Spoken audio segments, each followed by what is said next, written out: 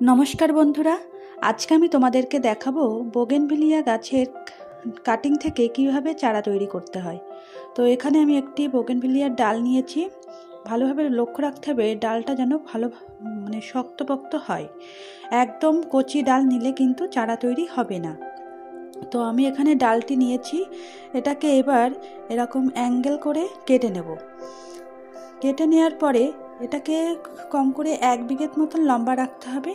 এবার এটাকে আমি এই যে তোমরা দেখছো ফার্স্ট রুট, এটা লাগানোর ফলে কি হয়, এটা লাগালে তাড়াতাড়ি রুট তৈরি হবে এবং গাছটি তাড়াতাড়ি বৃদ্ধি পাবে। তো আমি এখানে একটু রুট হরমোন লাগিয়ে নিলাম।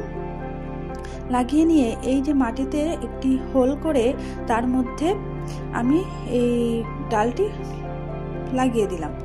তো এবার এতে আমি সামান্য একটু জল দিয়ে দেব। জল দিয়ে আমি একটি প্লাস্টিকের বোতল দিয়ে এটাকে ঢেকে দেব, যাতে এর ভিতরে কোনো রকম হাওয়া বাতাস প্রবেশ করতে না পারে। তোমরা চাইলে এখানে পলিথিনের মাধ্যমে এটাকে ঢেকে দিতে পারো। তো এবার এটাকে ঢেকে দিয়ে আমি ছায়াযুক্ত স্থানে রেখে দেব। দেখো বন্ধুরা, আবার 7 দিন পরে ফিরে এসেছি। 7 দিন পরে দেখো আমার গাছের গ্রোথ কতটা বেড়েছে। তো আজকে আমি তোমাদের সেটাই দেখাবো।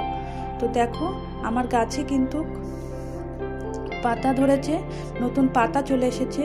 তো আমার গাছটা সুস্থ সতেজভাবে বেড়ে উঠেছে।